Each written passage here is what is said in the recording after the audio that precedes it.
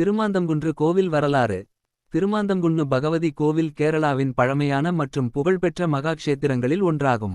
பத்ரகாளி கோவில்களில் முதன்மையானது இத்தலம். இக்கோயில் மலப்புரம் மாவட்டத்தில் உள்ள அங்காடிபுரத்தில் அமைந்துள்ளது. குன்றின் உச்சியில் வசீகரமான தோற்றத்துடனும் கம்பீரமான தோற்றத்துடனும் இந்த ஆலயம் அமைந்துள்ளது. இந்த இடத்தின் இயற்கை அழகும் தனிமையின் பேரின்பமும் மன அமைதியும் ஒருமுறையாவது இதை பார்த்த ஒரு பக்தரின் மனதில் எப்போதும் இருக்கும். இடம்: சூரிய வம்சத்தின் மன்னன் மாந்ததா நாட்டை நீண்ட காலம் ஆட்சி செய்தான். பின்னர் அவர் தனது வாரிசுகளுக்கு ராஜ்யத்தை வழங்கினார். மேலும் சிவபெருமானை தியானித்து இறுதியில் இறைவனின் பாதங்களை அடைய தேர்ந்தெடுத்தார். அவரது தவத்தில் மகிழ்ந்த சிவன் அரசன் முன் தோன்றி அவருக்கு ஏதேனும் வரம் அளித்தார். மன்னன் தன் மரணம் வரை வழிபடுவதற்கு ஒரு சிலை வேண்டும் என்று இறைவனிடம் வேண்டினான். சிவன் கைலாசில் மிகவும் புனிதமான சிவலிங்கத்தை அவருக்கு கொடுத்தார். அது அவருக்கு மிகவும் பிடித்தது மற்றும் பார்வதி மற்றும் மறைந்தவர்களால் வணங்கப்பட்டது.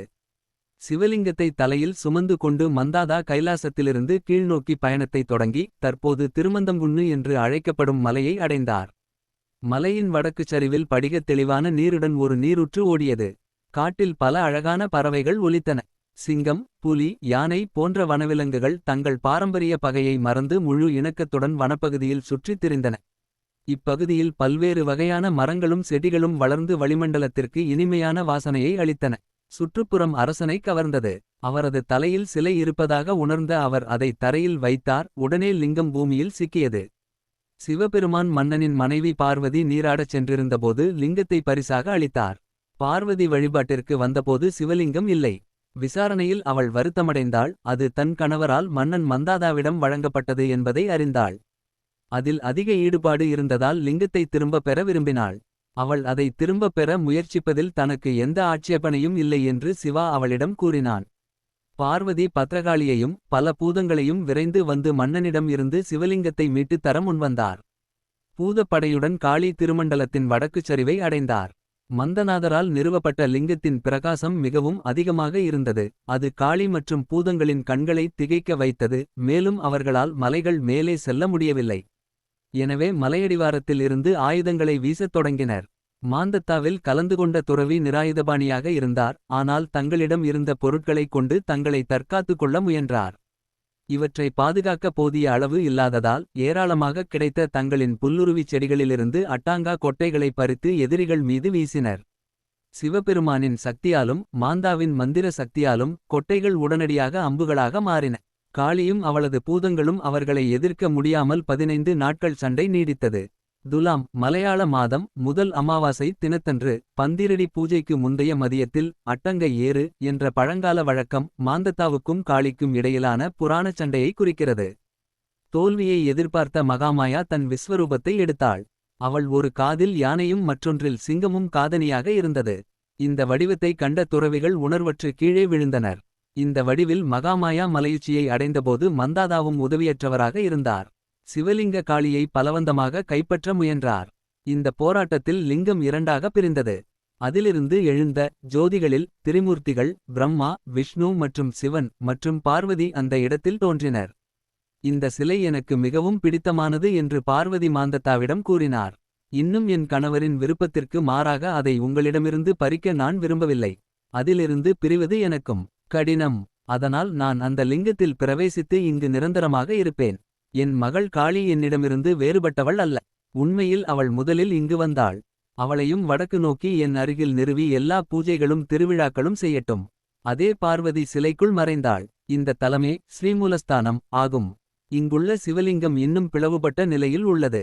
இதன் நிலை, பீடம் மற்றும் பிரபமண்டலம் ஆகியவற்றிற்கு கீழே உள்ளது. மேலும் உஷ்பூஜை மற்றும் மலர் நிவேதியா கு முன் அபிஷேகத்தின் போது மட்டுமே தரிசனம் செய்ய முடியும். பார்வதி உத்தரவுப்படி சப்தமத்திருக்களுடன் பகவதி, வீரபத்ரன், கணபதி ஆகியோர் வடக்கு நோக்கி பிரதிஷ்டை செய்யப்பட்டனர். இதற்கு மாத்ருசாலா என்று பெயர். பூரம், பாட்டு என எல்லா விழாக்களும் இந்த அம்மனுக்குத்தான். ஸ்ரீ பார்வதி தோன்றும் போது அவளுடன் குழந்தை கணபதியும் இருந்தார். இந்த குழந்தை கணபதியும் ஸ்ரீமூலஸ்தானத்தில் நிறுவப்பட்டுள்ளது. ஸ்ரீ பார்வதி மேற்கு நோக்கி காட்சியளித்தார். ஸ்ரீமூலஸ்தானத்தில் சிவலிங்க பிரதிஷ்டைகள் கிழக்கு நோக்கி இருந்தன. இதனால் 2 தரிசன திறப்புகள், ஒன்று கிழக்கிலும் மற்றொன்று மேற்கிலும் இருப்பது அவசியமானது. வள்ளுவ கோணாத்திரி இன் குடும்ப சந்ததியினர் பொதுவாக தரிசனத்திற்கு தவிர மேற்கு திசையில் உள்ளதை திறப்பதில்லை.